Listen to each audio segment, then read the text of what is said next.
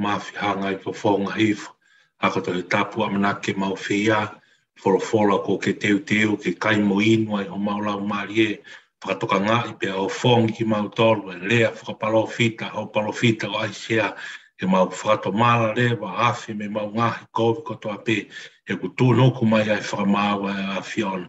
Tāpu aki ki nau tolu koto ape mea mai he ope, tāpu aki a porokalama a hokoni, mau whonu I lau marie, ke tauhi ai pe a tui to tonu a whiona, whai ai pe ma una roto mo pirikimi he maa mani koni, ke au si ai tāneti tau whanonga ki ai, rua whāpesi su Christ ko mau whamo oi, e meni.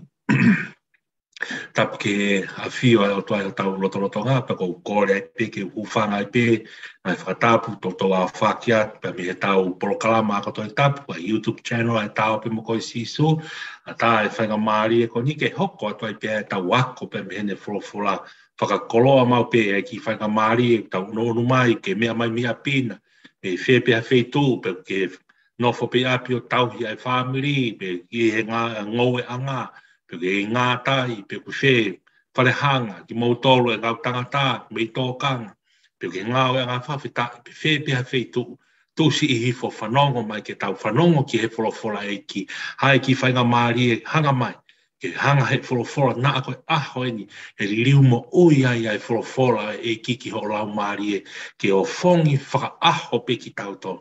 O kai ko tau wako wholofola pe mo tau iro pe ki ai hange ko tau ngahi ako to I tapu tau whanonga mai ai, ka koe whakapapau I kau ngā karistiane, o tau mo ui aki, o tau whai ki ai, tau whai ai whina ngālo e ki, tau wako ke mo ilo e mo ni whai ki ai, pa tau amanaki ai, ke mo ui au tangata. Le sori wo mai he ki ke whai mea e tau tawa noa e au, ni to oio pe me fuakawa motu a, to he taha e kau palofita la lahi, pe kau palofita tu tau ala anga o ke mea I pe ulawe palofita ko aisea, pa koe wahe uluaki, vesi uluaki, pe moi vesi hongo fulu ke vesi wanoa. Aisea wahe uluaki, vesi uluaki, moi vesi hongo fulu ke vesi wanoa. Ko hanga o whaka kaweinga e tawa koto I tapu e ko ni koha o whongi, koha whakatokanga ki tau tau kau ngā karistiane, ke tau whakatomala rewa. Pe a awhi me tau ngahi kovi o whaile lei, te ria e whakamau ai o tuau tu nuku mai. Tau whakatomala pe a awhi me he kovi o whaile lei, te ria e whakamau ai o tuau tu nuku mai ke whainga tangata. Nā o kurea e palofita, e kau palofita ke ahoni, nā o ko tau aho tonga, nā mo I tō kunga e mamani e senturi ua tahani, wāwhi mā wawani, koe wholofola tonu mai e kau palofita, koe nā urea mai ki ho tau kuonga, ke tau whakatoka ngā ia, whakatoka ngā mea mau. Kaike, palofita ko aisea kou tui, mea I toko taha kotoa pe hange ne whakatala noa ki au tawala anga pe. Me koe aisea, nā me kuonga ta tau kotoa pe he senturi walu, pe senturi fitu, kau mai kau palofita ko nia Siona, ko Hosea, ko Emos, me koe kau palofita he senturi walu. Hange tau wahe ako toi tapu ki mua, whatokanga e palofisa ia ne whai e Emos, kau ma Hosea ke pule anga toke lau ki Isleri. Ko aisea, mata ne me nofo ne whakatokanga pe mo ne rea whakapalofita ki Siuta, kolo mua ia Seusalema. Kaneke, ne kau kotoa pe he palofisa ia, he tohi aisea ia, tatau pe ki Siuta, tatau pe ki Isleri, ai whatokanga e otua, e ngahi te whito I anga hala koe nau mawahe me whai kovinan, hange kurea ka Emos, rea ke tatau pe mo a hosea ko na ma vahe tuku e na fai COVID-19 pe mo toa kana o ki na to fai COVID-19 pe mo ngai fonua muri ai ko me ko te fito la he ngai me ai ke tala no ai he whakapui pui tua e tohi ai sia o hanga he kau whakatotolo toi tapu to kua vahe ku ai sia ia kuonga ia tolu ai sia ia tolu ai ko me ko vahe la lahi pe ia o vahe ai sia e tohi ai sia ko ai sia vahe laki ki vahe tolu hiva me no foi whakaukau ia palofisai whai ki siut mo te ua whakamau pa ai sia whanoa le waki ai sia ni me no foi hanga toko taha o ki he nai loto tonga ia whakahe nai whai ki pāpilone hange ha toko taha pako e sia ni maono le waki he ono hange ha toko taha na hiki ha toko taha ke i he whokia me whakahe kai ke tau tui ko toa pe ko ai sia kai ke tai malava ia ke lava pe ai sia ko ne rea whakapalofisai ke alu e kuonga me senturi walu senturi fitu senturi ono au ke whokia Israeli me Papilone e rea pe palofita he ngahi kuonga ko toa pe kai ke ai sia talanoa le vai nofo e tau ki ai whaunga pe ko context o tau talanoa ki tau toru he ahonia ia ai sia vahe ulaki ben ai sia vahe ulaki tau te fito pe vesi ulaki pa tau hiki ai me vesi hongo fulu ke vesi wanoa me nofo ko toa pe context ko ai sia vahe ulaki ki vahe toru iwa ko ngahi whakatokanga kau maa alufata pe me ngahi tala alfa Maria o pito e talanoa ko talanoa po whakamatala e palofita rea whahepe lo navi ko whakamatala ko ke pehe ko tala tau te atata pe ka wo whataha pe mo tala e whatu Amerie Maria e o tua pe mo palofita o ne ngā aue he whakamotua pe ngā aue ke whafofonga o tua ke te tatu ko o tua ke tau o tua pe ita ko o tua kou hau ka ke taim tatau rea ke same te o mawhitio ke o tua iau tolonga pia pa tangata ni alofa nionga ko o tua kou hau pe o tua tautea kai ke ta ko ngā aue e kau palofita wahe uruaki ke wahe tolu hiwa toai ai whakamamafa e pui tua e tau ki potfolofola ni ai wahe uruaki nofo ia i he taimi o whakatokanga a siuta pe mo Papilo siuta pe mo Jerusalema tatau pe mo Israel mo same whakatokanga i ki nau tolu ke na wanga hala whai mata ko Aisia ne ke ia e fai ke hange ko ko ta palofita ko mosi mo hosia ni me ngari ke to mui hato whakato mala ai Israeli go stu no ko whakamawa o toa Aisia hange ne ai whai ngama tatau Aisia mo sere mai ai fai ngā Maria e whakato mala ke hao whaki Israeli pia mi tau te au tu no mai he o toa ka te nau to kai ke me ko nofo ai e tau ki potfolofola ko ki tala no whakapui tua hane ko tau wako toi tapuni foke aonga i ka te motol te mo malanga i e folofolan e mea te pu aonga pe ki tau tau whakalau maari e kau whanongo manako ke whanongo e folofola ki whakaloto lahi pe au fongi pe whakatokanga mau pe tau moi aha moi po ke whanonga piri ki mi tau whai ko ki pui tua no pe ke tau tala noa ia Aisia ulaki vesi ulaki ke he wanoa kai ke tau hoko atu e tau lau e ngahi vesi ko toa ko hae ngahi whakatokanga. Ko hae ngahi tala, ko ngahi whihu ia ke tau huu moia ki roto ke tala noa a ko toi tapu pe moi wholofola e ahon. Ko hae ngahi whakatokanga na e whai ke Israeli. Mahina ka ki tau toko e tefto ia ngā hala ia o siuta. Pea mo Israeli he kuonga ko ne whai palofisai a Aisia. Ko e nau mawahe, ko e nau hiki pe me he whai COVID-19 moi o toa. Nau o si ilo le rei pe ai tauhi pe mo lahi mo ngeia mo o tua mo oni o tua mo ui nau o si ilo le rei pe na taki mai ki nau tole isi pite tau e whanoa whaka nofo ki nau tole fu fonua mori e fu fonua ko tala ofa ma ki tau nau o si ilo le rei pe ka nau ke hiki pe ki nau tolu ia ke nau o pe na toke ke whai COVID-19 ke nau fonua kaunga hangen tala noa ke folo ko mean ko hanga hala hia whai ilo ko ilo pe ku kovika whai te ko mea kou hawa ia si hoa, mea ke tau i lo ia te fito i anga hala ia na uhinga ia ngahi palofisai ko ne kau palofita i e whukao motua. Pakton pe ia ki mua ke tau wholonga e vesi, ki tau whiho i ki tonga, whiho i ka ki tau tolu kau ngā karistiane, whiho i ka ki tau tolu i ngā sias whaka karistiane, o tau kei tau hia tu, o tau kei nofo i whai COVID-19, mo o tuape tau hik tau tau whai COVID-19, mo aho, mo ko ngā, pe mohono koloa, moi materia a ko ni Nā ku tau whaka nge esi mai pēa e lotu ki he lotu whai, he tau hi lotu ki he eki, ka koe toenga ia mo ui mo atamai mo e lau maari, hanga ia ki he te ako, hanga ia ki he te koroa, hanga ia ki he te whānau. Whiu le lei ke whai ke tauto, kai ke e tari ki ai e whorofora ko ni mā ki tauto. Ai sea vai uraki vesi uraki, koe vi sone a ai sea whoha o a mosi, ai a ku kau ki siuta mo seu sarema. Nane sio ki ai i he taimi o usaia, sio tame a hasi mo hese kaia, koe ngahi tu i siuta. Hange koe koe tau whakatala noa pui pui tu ane nai. Koe vi sone koe ni koe tala noa ia, koe whatongia, whamatala ia, whatongia e palofita. Pa mai e vi sone, hange asi e a raksa mi wela, ma he tolu pa koe vesi uraki. Tala noa ai ke hoko a sa mi wela, koe taula eiki, pa te hoko pe koe palofita, ke pa mai a ngahi vi sone, koe whatongia ia e palofita. Koe vi sone na asia. Me koe vesi uraki ni hanga tala te ui kotoa ai vahe uraki o au ke vahe ono aisia. Koe vi sone na aisia. Iyo, koe vi sone ki ha o kau ki siuta ka mo seu sarema. Hange ko whakata no ki ai.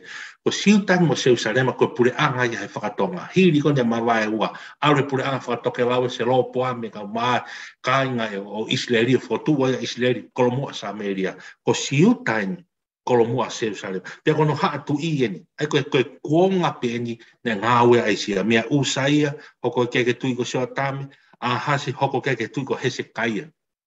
O tui ku tau plave i pa tau alaanga pe mo hingoa hese kai. Koe tu i eni nai whai to tono. Koe tu i eni nai whai whina ngalo. I longa pe nai ne ngahi sami, nai ne ngahi talanoa ne whakalangi pa mo langi e ki. Ai tui kono hese kai. Mea pe te tau toki mao ha whai ngā maari e mui o talanoa ki ai.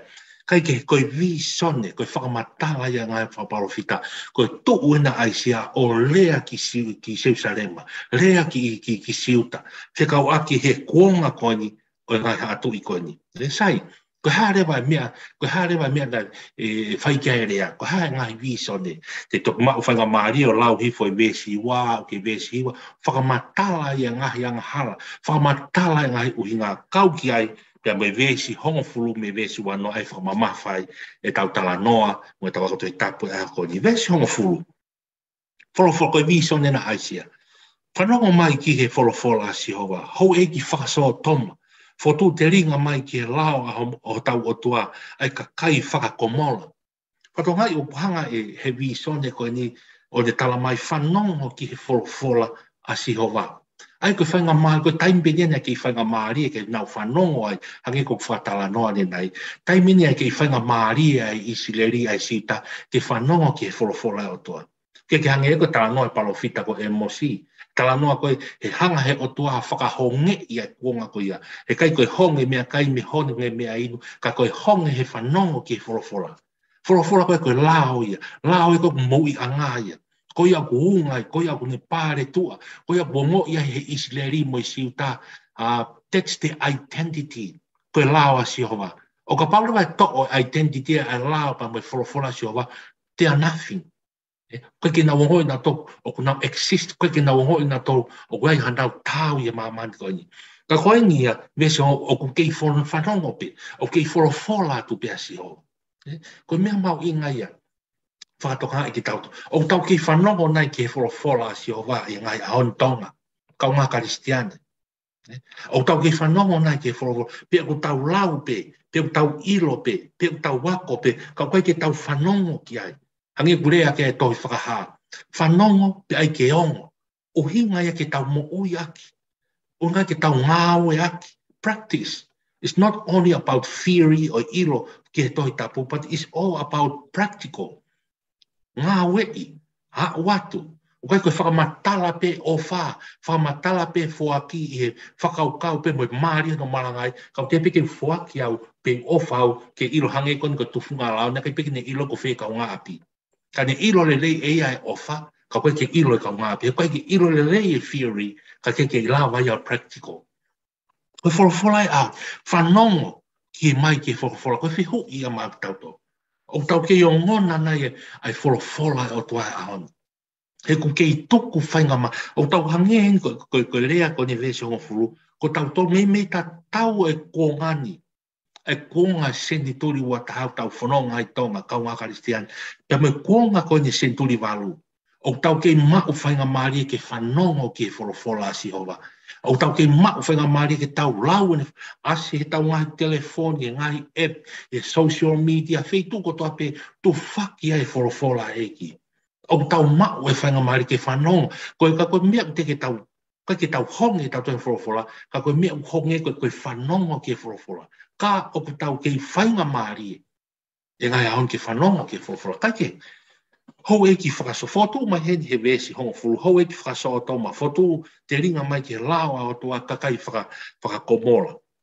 Hawai ai si hana o mai rephrase mai ka tau tori a CNS vai tā walu, ka mo CNS vai tā vai tala noa so toma mo komola. Ma hina ko whainga whakau kau pa mo whainga nau o so toma mo komola, ko ia hinu uye si uta. Ma tu hanga tau whatala noa nei, ko nā wanga hala foki, ko nā wō u whanga whakatapua whaiwhi a waki. Ai e whakau kau ia, o whai whakau kau e heri aki, o nā uri aki e nā kovi nā nite mai otua. Hange hana no nofo, mari, ko kovi nā nite mai otua, a nā uri aki nā tō hange ko tohi hosea, o nā uho nā tō whai kovi nā nite mai ngai whanua muri. Mai ngai pure anga mo seni kaire. Nā uri aki a si hou. Ko nā hange ki nā tō ko so toma pe mo komola. Ko nau hanget, whanau taku, koe uki koe ni vision, koe whanongo mai. Kei a tā e whakatomalaka te moto, kei a ke mou, whakatoka ngā ki mou tolu. Koe ui ki tau tolu, ke ngai ahon kau ngā Karistiane. Nā ku tau mā teunga whawha ofa pē, teunga malanga, ka koe loto mo lama utau hangai peta toko so toma mo komola. O ngā he tauri aki, ai o tua whainge esi pēa e lotu, i ngai ahon. Kai me si honga fulu ia, whanongo mai, wholofola e si hoa. Fotu te ringa mai, tala noa rewa ki hanga hala, so toma mo komola, o hange tofu peia, koe ka kai koni o siuta e kuonga koni. Pau whakatokanga ki tau tolu. E ngai au, nā aku tau hange, koe ka kai koni ahoni. Nā koe huien, ia koe huien ka ki tau tolu e ahoni. Whanongo ki wholofola. Whanongo ki he lawa e otua. Vestata. Vestata ke vestawa. Koe uma aki homo whakalahi whelau mai, koe wholofola a si hovaia. Ko pāhia he whangasipi tangata e whelau moi fua, moi ngako, moi manu, whawhanga, pia koe toto e whangapulu, moi lami, moi kos tangata. Vestawa, oku ikai te umanako ki ai. Ko homo omi e ke ha i hoku ao, e nai tala e hai ai whatongia koe ke malaki hoku ngahi loto a. Whatonga yang. Te ki mamafa ange vestata me vestawa. Koe uma aki homo ngai whelau. Wholofola na si hoa. Ko pāhia si hoa i he loto moi whai whelau. O atu e whangasipi tangata whelau moi fua. O atu e ngahi whai e ngahi whelau moi tauhi wake o tua. Ka unau kei moroki pe ono ngahi loto a. Koe mea, koe heri aki en koe whakamahina ki tau tolu. Koe mea ni koe whai nge esi pe o lotu. O kai ke whai e whoakia pe moi whelau, ke whai e he lau maria mo oni. Lau maria o kakato sino, ata mai ka e hulu atu ho tau lau maria. Koe tau o ki o whai aki e loto mo oni, koe tau o tuku lolo i hono ao.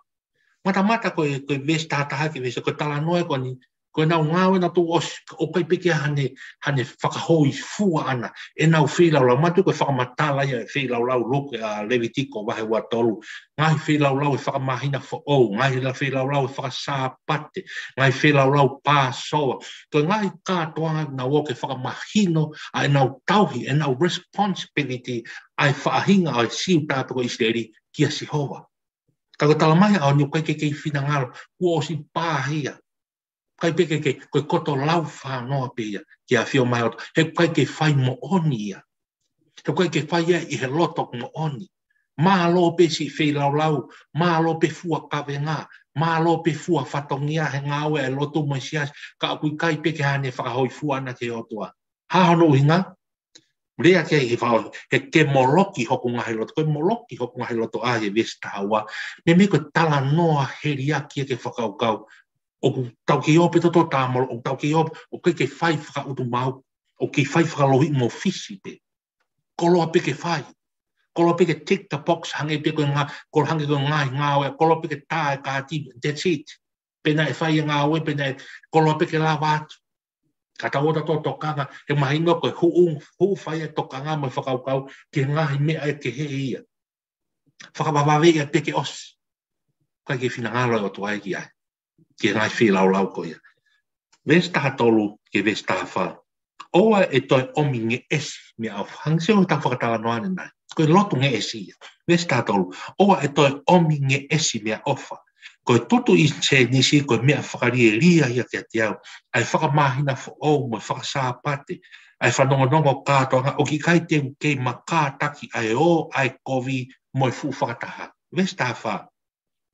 Ko mo ngai whakamahina fo o mo ngai kātoanga tūtuni o whehi a ki ai hoku lau marie. Ko nau hoko koe ka venga ki ati au. Ko whiu hono whafa. Hangi pen ko tau whakatawa no dai.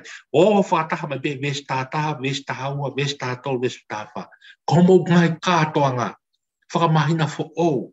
Whakasā pate. Ngai kātoanga pā sou. Ngai kātoanga whai he isteri. Koe koto lau whanoa ko tō pēri.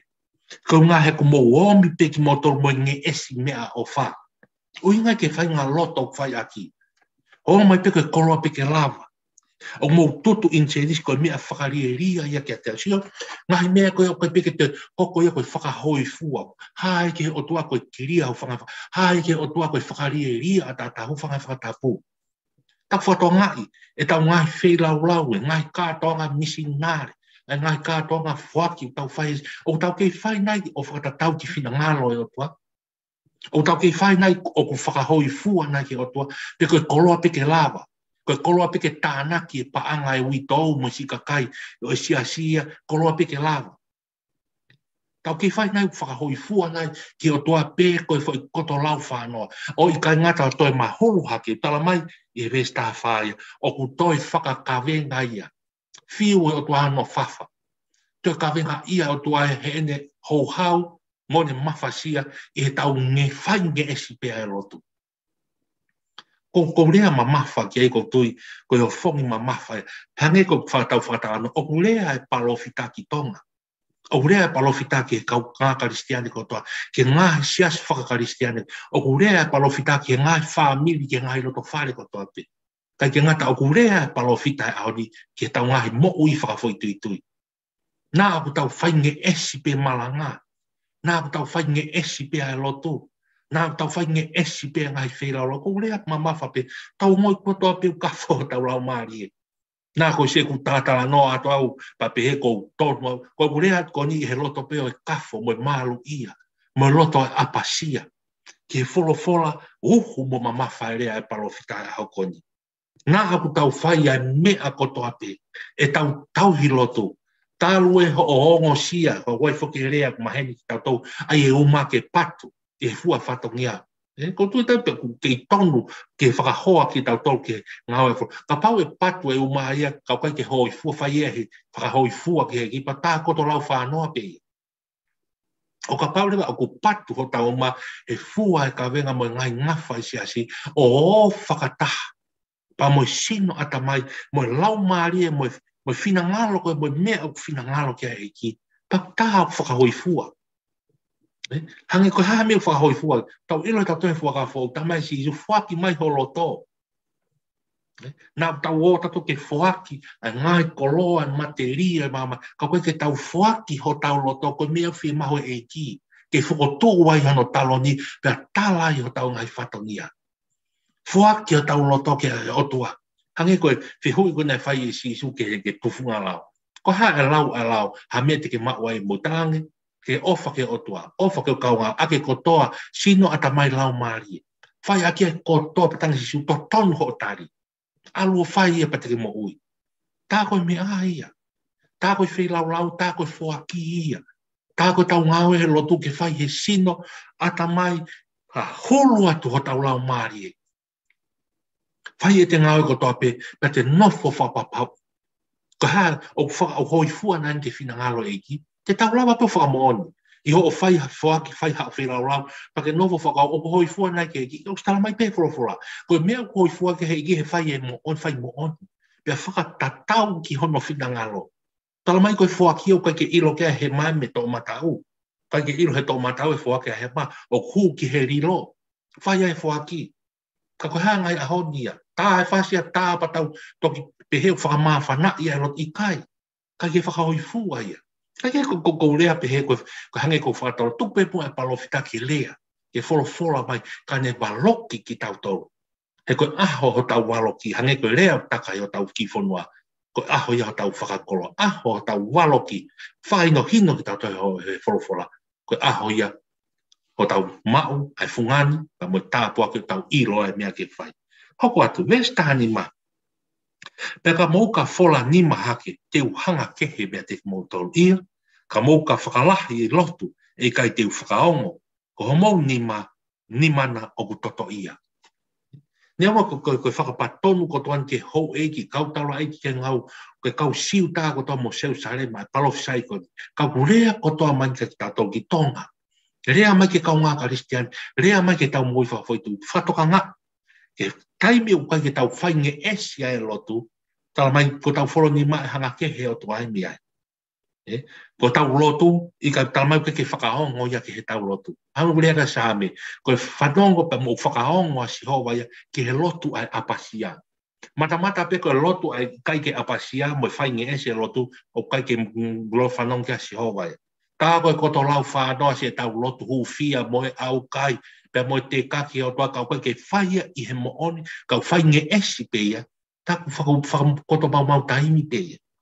Tau koe ke hano aonga o nai, hange koe wholofola I vestani mai au ni, o hanga kehe a si hoa pia. Sai, ka hoka mrewa ke vestani, maari a vestani no ke vesuano, hange rewa purihi, hange ko tau whakatana nai, vesi honga fulu ke vestani ma, tālai e whakapalofita e whakatoka ngai. Tālai e tau tea, tālai mea ukoko, ai whainge esi, nofo e whamawata, ke whainge esi o lotu. Koko mai ke vestaha no ke vesuana, ma furi e tala noa, tala mai e tala ofa. Ka koe haa mea e whai. Koe haa mea te mou whai, ke mou whakahoi fua e whina ngalo a siova. Pato ngai, koe palofisai konu whai ai sea ki ka kai siuta, na kei oange pia whangamari ke nau whatomala, pia na wafe. Tau tolo e aoni I tonga. Kau ngā karistiani, okay, o ia whainga maari e whakatomala ka te tautoro I ngai ahoni. Sai, mesta ono, mesta ke vesta fitu. Fufolo ki mautoro, ai ke mo maa. Ave ai kovi ho mo whaianga, ke oa na awakai e hoku mata. Mesta fitu, tuku ai whai kovi. Ako ke whai lelei. Mamahi I ai kau whai whakamāau. Ta ofi ke totonu ai au whai whakamālohi. Whakamāu ai tamai mate tau ka po I a si whiwhine wito. Katonga I toi maa whenga maari o lau vesta hano, vesta fufuru ki moto. Ai ke mo maa. Ave e kovi ho mo whaianga ki oa na awakai e hok fofonga. Uhinga e me meke nofo e vesta hano, taimi ai tau whakatomara. Whawheta I tau tui ho tau kuongani, ma tui ko sentun tawa, te ke hoko maa sisu ia. Tau tui ho tau kuongani e hoko mai a sisu, I hono taa mono sino, o ne whaki te whakamo oni e palofisai, moi visone aisia, ke fufulu ai e tau ngai anga hala. Ai ke tau maa. Ave tau kovi tau lea kai puna ke tātawha, ofi ke tau ngai kovi, ke oe haa ngai fufonga maa si hova ki ai. He tala mai ka hanga maa si hova ki he tau ngai kovi, he kai tene target, he kai tene hanga kehe me te tauto. Vesta fitu tuku ai whai kovi. Lea panga taonu mai tēni. Tau osi ilo le rei pia mea ku kovi. Ofa mai, kau ngā karistiane, tuku ia. Kau malanga. Tau malanga, ia mea ko tau fitu ka tau kau malanga. O tau tuku nai whai kopi, tau ke opi o malanga, ka ke whai pe whai kovi, u whanga whakatapu. Hako ke whai le rei. Whai le rei. Tau osi ilo e mea kure rei hange, e ue hoko e kuonga lea ke apuna ke ko tonu kua lusa pe, kau kaua pe aloi. Tau whamu ke whamama, mea ngahi, nau e kuonga koe ni. Tala mai, whai whakamau, tau e ko hinga ke righteous judgment, e ko whai whakamau to tonu, ke whakamau to tonu, si ka kai ku whakamalo hia, whakamau to tonu e tamai mate. Tala mai, tau ka po i si whiwhine wito, whatongai mau pe, ai manako mau pe ai o tuake si lea mau pe ke ka wito. Tau ka po'i si whiwhine. Talu pe via ai sea. Ha umai ke sisu klaisa. Ha umai e whorofora nau tala noa. Ma kehe pe i nek si ka kai kone koe ka wito.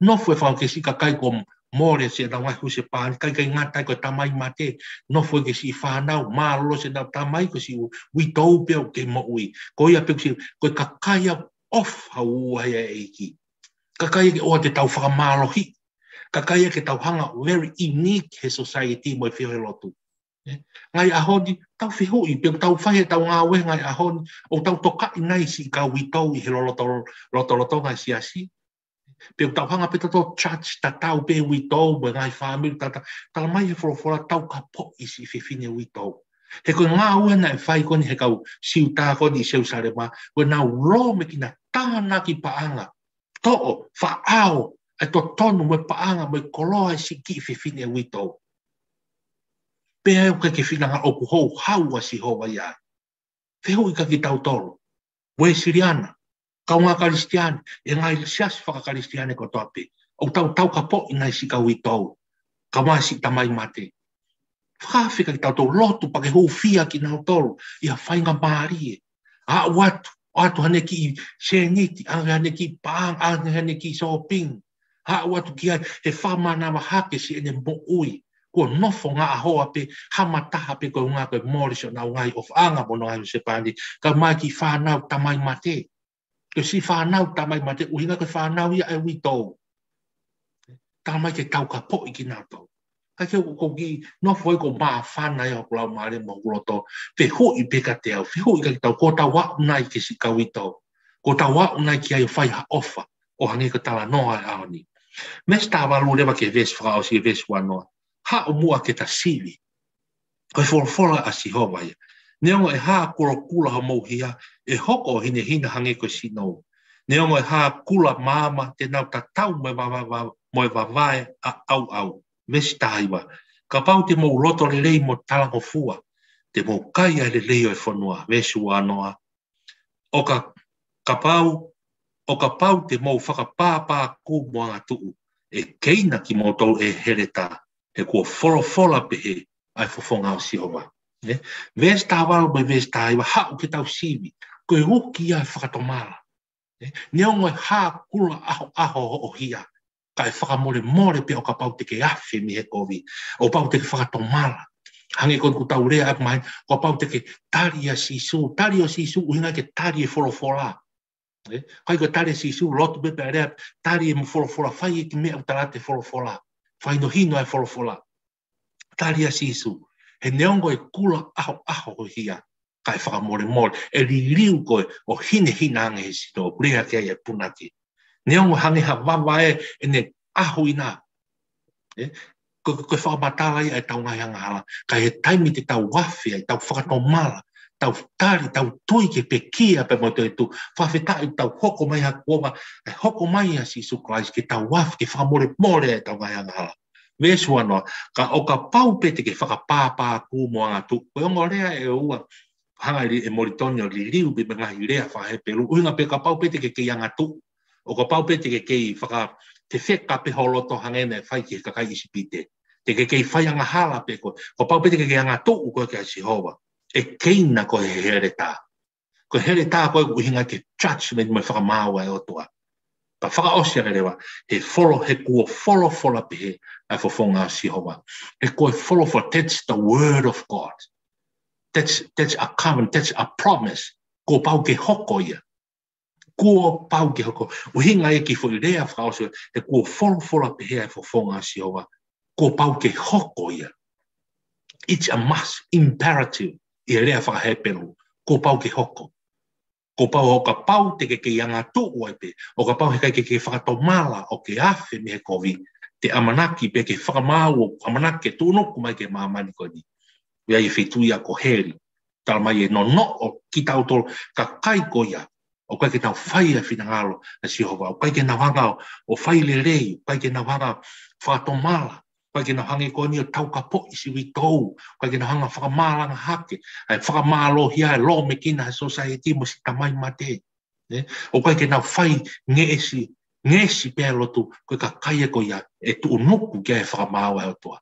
Kā ko ki tau tolu o whai uho i lau maari e mo oni. Sino ata mai hulu atu a tau lau maari. Whai mo oni ai whai e lotu. Whai ai whoaki. Whai ai tau whenau lau ki he otoa. fai moonia, fai lerei, tau amanaki, ke reward, ke tau amanaki, hange kon te ke, kutuie, kofo, hine hange sino, kalauni, pe tau pe manofolangi. Kai ke ngata, ka mea te pu, te tau hua tua sio tai pulo, ke lami, ya fio he taloni, io, ko eiki a ko si sukalaisi. Aia ko whakamā o poia e tau ki ako toi tapu. Ai sea o luaki ia, vesi ulaki, pa me vesi hongo fuge vesi wanoa. Tala e whakatokanga, tokanga i whai nge esi e lotu. Tokanga i whai koloa peke lava e lotu, pe mo e tau whilau lau, mo e tau whaki e tau mohi heo tua. Tala rewa e whakatua meri e, awhi me he kovi, whai le rei, whakatomala. Hange ku rea ki ai e kau apostolo, he ku tau monu ia ho tau kuongani, he ku hoko mai a si sukalaisi.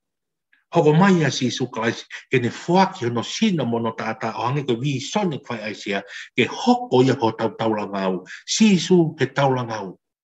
Ko sisu tau taulangai, tau hawai, whakamaai, whakatomalai, tau kapo ai ki tau tolu, ke tau hawai, whakamau, ka kaha e otua. O amana ke tuunuku mai ke maamani koe. Mea ko whaam ke tau kaunga kau ko toi kaunga karistiane. Kau malanga, kau wakonaki, ko koe ke mea mai. Ke tau o fongi e tau moi whafoi tui tui. O fongi e tau whanau e tau whaamiri api. Tau malanga aki ke kakai e si asi ke tau whakatomala. Tau wafe me tau ngahi kovi. Whakatomala leo, he ku tuunuku mai e whakamawa e otua. Tau wafe o whaile lei. Tau afi o whai whai rei, whai mea whai no hito mai ka tau tolu he tohi tapu. Whai mea tala mai he e wholofola, koia e tōholo, koia e mooni, koia tene whakaton tonu ki tau tolu. Iro ki ai, ako ki ai, whai ki ai. Pa te tau amanaki rewa, te tau hao me whakamau tō nuku mai, ke tau mau e mōi o tāngata. O tō mawhi tāpu e kina ki nau tolu ko tō peku mea mai heo pē, si ngai fufonga ngai tamai, si ngai whae, si mau whanau tā mo mui whine mui, si a kau whai whakau, kau se tuata, si kaina ngai whanua mo mau tolu ko tō peku mau kau whataha ako tō i tāpu e hao. O whongi whakatoka ngai ki mau tolu, mau whakatomala rewa. Awhi me mau ngai kovi, awhi mau ngai kovi, mau tui ki ho tātā sisu, lea haki ia, tui ki ha maroto whamo ui ki mau tolu. O ngake hao whaki ki mau tau he whakamau, au tūnoku mai ki he maamani koni. Tāpe ki nai whorofora, hoko ai whorofora koni ke tōko mau ahi lau maari, hanko kere kere no wha, ke tupu, pea fua, pea aka, pea mau mao, pea mau whanongai, pea mau amanaki, ke mau hao he whakamau o tūnoku mai, e mau ho mau pare amalani koe Claudia mo i tangata, mo sio tae pūlo ke a Fiona, lang ia tō taha pe a Fiona. Wafa o sisu Christ, ka mau wha mo ui, e meni. Malo apito mo mea mai, o mea